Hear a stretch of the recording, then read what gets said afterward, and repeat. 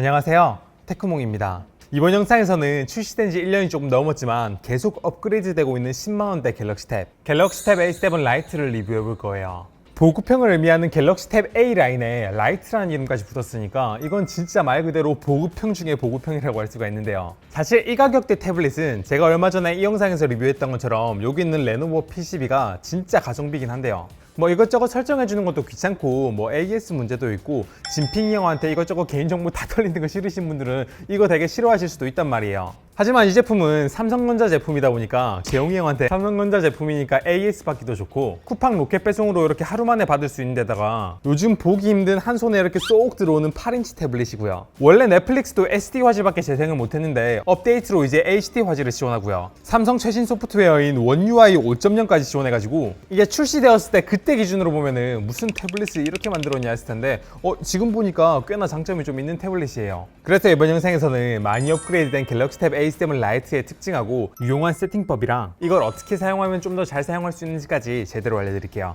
그리고 최근 제가 운영하는 카페에서 아이패드를 걸고 다이어리 콘테스트 하고 있으니까 이것도 많은 관심 부탁드립니다.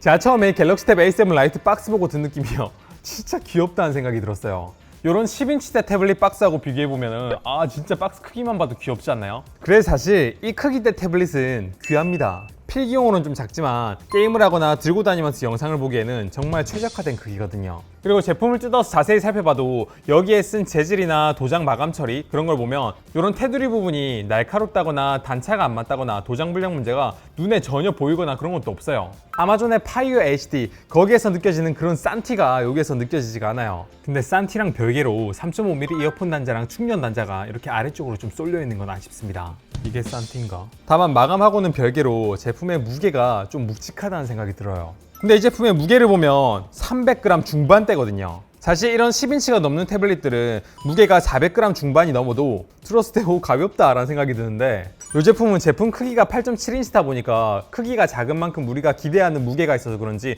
들었을 때 얘가 훨씬 더 무거움에도 불구하고 얘가 조금 더 묵직하다는 느낌이 들어요. 그럼 이제 외관 봤으니까 그 다음으로는 태블릿에서 가장 비싼 부품인 디스플레이를 봐야겠죠. 결론부터 말씀드리면 갤럭시 탭 A7 라이트에 들어간 디스플레이는 보급형 디스플레이 그 잡채입니다. 제가 예전에 여기서 리뷰했던 갤럭시 탭 A7 때도 그랬는데 얘는 그 A7에 라이트까지 붙은 제품이잖아요. 보급형 중에 보급형이란 말이에요. 그래서 사실 별로 기대 안 했습니다. 제품을 딱 켜면 푸르딩딩한 게 바로 눈에 띄고 설정에 들어가가지고 이렇게 흰색 화면을 보면 확실히 푸르딩딩한 게 눈에 띕니다. 요 푸르딩딩함 정말 오랜만이다. 보통 저가형 태블릿에서 밝기가 좀 어두우면 야외에서 잘 안 보이거나 좀 아쉬우니까 RGB 중에서 블루 픽셀이 조금 더 밝게 튜닝하는 경향이 있거든요. 이 제품이 딱 그런 케이스죠. 그래도 다행인 점은요, 이렇게 설정에 디스플레이에 들어가게 되면 편안하게 화면 보기 설정이 있거든요. 요거를 이렇게 켜주시고 설정에서 이 레벨만 이렇게 왼쪽에서 적당히 파란색이 좀 덜 보일 정도로 요 정도로 조절을 해주시면 꽤나 봐줄만 합니다.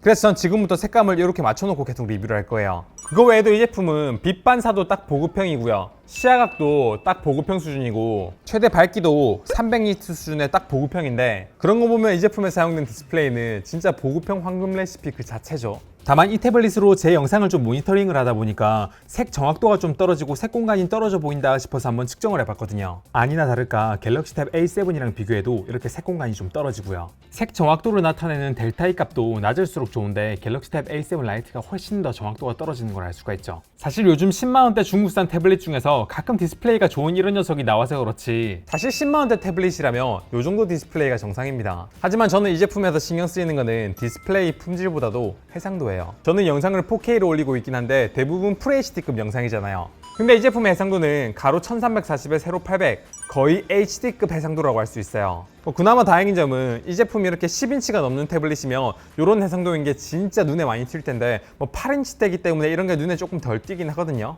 그래도 인치당 픽셀 밀도 PPI가 179밖에 되지 않아가지고 확실히 해상도는 보급형이라는 거 감안해도 아쉽긴 합니다. 그래서 유튜브에서 FHD급 영상을 재생할 수 있는데 당연히 기기 자체가 HD급이니까 FHD를 제대로 표현하진 못하고요. 그리고 지원 해상도가 최대 FHD의 60프레임이라서 제 영상을 4K로 올렸는데도 불구하고 4K 재생은 안 되는 걸 알 수가 있죠. 하지만 그렇다고 해서 영상 머신으로 FHD급 화질로 보면 화질이 많이 안 좋냐? 그건 보시는 것처럼 아닙니다. 화면 비율이 5:3이라 영상에 완전히 최적화된 비율이 아니라서 위아래 레터박스가 살짝 뜨긴 뜨는데 이 정도면은 꽤나 괜찮은 비율이에요. 화질도 나쁘지 않습니다. 특히 넷플릭스 HD 영상을 지원하는 게 좀 인상적이네요. 이런 중국산 태블릿들이 디스플레이 품질은 더 좋은데 넷플릭스 HD 화질 지원 안 하는 게 되게 많거든요. 그런 점에서 이 제품은 생각보다 괜찮네라는 생각이 지금부터 조금씩 들기 시작했어요. 사실 이 갤럭시 탭 A7 라이트도요, 출시 당시 때까지만 하더라도 넷플릭스를 HD급 화질을 재생을 할 수가 없었습니다. 그래서 이게 출시되자마자 제가 제품을 리뷰했으면은 이걸 추천에 추자도 못 꺼냈을 텐데, 실제로 보면 화질이 꽤나 괜찮습니다. 당연히 끊김도 없어요. 게다가 이 제품은 외부에 3.5mm 이어폰 단자도 있어가지고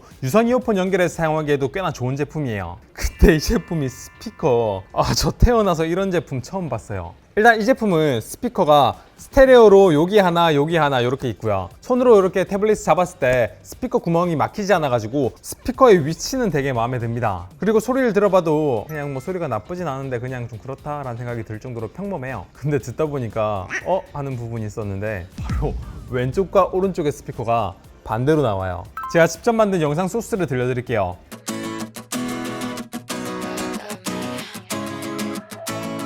원래는 레프트 하면 왼쪽에서 소리가 나고 라이트라고 하면 오른쪽에서 소리가 나야 되는데, 근데 이 제품은 레프트, 왼쪽에서 나야 될 소리가 라이트, 즉 오른쪽에서 소리가 납니다. 이게 괜히 이름이 갤럭시 탭 A7 라이트가 아니네요. 사실 이게 뭐 중요한가 라고 할 수도 있는데, 게임을 할 때 왼쪽에서 총알이 날아왔는데 오른쪽에서 소리가 나면 이거 좀 아니지 않나요? 물론 해결책이 있습니다. 볼륨 버튼이 이렇게 위로 올라가 있는 상태에서는 소리가 좌우가 반대인데, 이렇게 반대로 돌리게 되면 화면은 반대로 돌아가는데 소리는 이제 좌우가 알맞게 나오거든요. 그리고 이어폰을 꽂아서 들었을 때는 좀 문제가 없다는 거는 다행 중에 다행이라고 할 수 있습니다. 그리고 사실 이 제품이 가장 아쉬운 점 하나를 꼽자면 뭐 해상도 이런 게 아니고 사실 성능 최적화입니다. 요즘 출시되고 있는 스마트폰, 태블릿 통틀어 가지고 얘 제품만큼 성능 떨어지는 제품 찾기가 힘들어요. 뭐 벤치마크 점수를 이렇게 놓고 봐도 A7이랑 비교해도 차이가 좀 많이 나고, 같은 라이트가 붙은 S6 라이트랑 비교해도 차이가 되게 많이 납니다. 이게 벤치마크 점수를 보면 잘 안 와닿으시죠? 그냥 제가 메뉴를 몇 개 눌러가지고 이렇게 이동을 좀 해볼게요. 바로바로 반응이 안 되고 뭐 하려고 그러면 되게 버벅버벅. 특히 이 제품의 전원을 처음 켜면 계속 소프트웨어 업데이트를 하는데 이때 진짜 버벅거립니다. 원래 딱 이 정도 크기면은 진짜 이렇게 들고 게임을 하기에 딱 좋은 크기긴 한데, 옵션 타협하면 이렇게 게임도 어느 정도 돌아가긴 하는데 이걸로 게임을 하는 건 전 그렇게 추천 못 드리겠어요. 대신 이제 영상 재생을 하거나 전자책을 보거나 필기가 아닌 단순 PDF 리더용으로 쓰는 것 정도, 또는 자동차 내비게이션이나 매장 카운터에 이렇게 놓는 것처럼 항상 그 장소에 가만히 놔두고 일부 기능만 하는 거라 그러면 뭐 괜찮습니다. 뭐 가격이 10만원대고 그러니까 뭐 나쁘진 않아요. 얘가 화면을 계속 터치하게 되고 뭔가 띄웠을 때 그 반응이 느린 거지, 뭐 영상을 재생하거나 알아서 계속 돌아가게 놔뒀을 때 그게 버벅거리는 건 아니니까요. 근데 성능은 좀 떨어져도 소프트웨어는 생각보다 잘 돼 있습니다. 뭐 지문인식 같은 생체 인식은 지원하지 않지만 카메라를 통한 얼굴 인식 지원을 하고요. 화면 2번 눌러서 끄기랑 화면 2번 눌러서 켜기 이런 거 다 지원합니다. 보통 이런 저가형 태블릿들은 2번 눌러서 켜기 끄기 둘 다 안 되는 제품도 많고요. 기껏 된다 그러면 2번 눌러서 켜기는 되는데 끄기가 안 되는 제품들이 많거든요. 그리고 또 최근에 밑에 있는 이 태스크바 보면 아시겠지만 이게 원 UI 5.0이 최근에 업데이트 돼가지고 이런 멀티태스킹 기능도 버벅거리긴 하지만 되기는 돼요.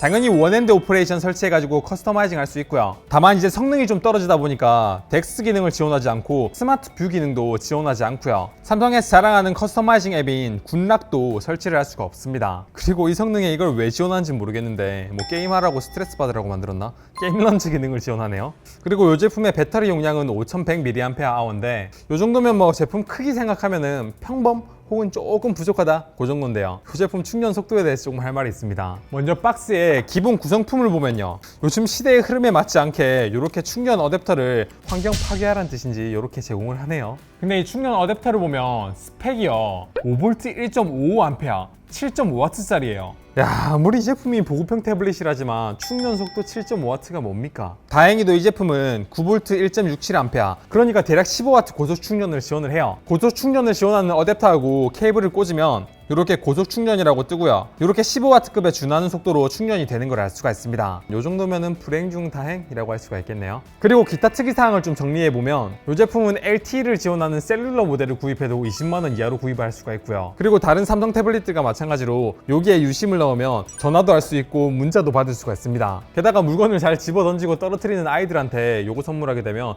이런 케이스까지 구입해주면 꽤나 괜찮거든요. 저 실제로 카페에서 이런 케이스 씌우고 갤럭시 탭 A7 라이트 쓰고 계신 분 본 적 있어요. 쓰고 계신 분? 쓰고 계신 어린이분들. 물론 그런 꿈나무 분들이 조금 더 크게 되면은 나는 되게 버벅거리면서 이런 거 쓰고 있는데 옆에서 사과 마크 딱 아이패드 막 제스처 막 화려하게 막 이렇게 쓰는 거 보면은 부러워가지고 뭐 셀룰러 기능까지 넣어도 가격이 워낙 저렴하고 어디 한 군데 이렇게 꽂아놓고 예를 들면 집 침대 옆에 거치대에 이렇게 꽂아놓고 항상 자기 전에 영상을 보는 분들, 또 그런 분들한테는 3.5mm 이어폰 단자가 되게 좋거든요. 뭐 그런 분들이나 아니면 메인 태블릿은 따로 있고 이걸 서브 태블릿으로 사용하시는 분들, 아니면 GPS 기능 지원하니까 차량용 내비게이션으로 쓰시는 분들, 그런 몇몇 분들한테는 이 제품이 충분히 가성비가 있고 경쟁력이 있다고 생각합니다. 그리고 제가 이 제품을 이렇게 따로 영상을 찍게 된 이유가 사실 이제 2023년을 맞이해가지고 지금 출시되고 있는 태블릿을 가격이나 용도별로 이렇게 쫙 추천을 하려고 영상을 만들려고 그랬는데, 근데 이 제품에 대해서 내용을 너무 짧게 말하고 가면 아쉬울 것 같아서 이렇게 영상을 따로 찍게 되었고요. 제가 지금 준비하고 있는 2023년도 태블릿 고르는 방법, 그 영상도 많은 분들의 관심 부탁드립니다. 그럼 이번 영상은 여기까지 하도록 할게요. 영상 괜찮았으면 구독, 좋아요 부탁드려요. 감사합니다. 테크몽이었습니다.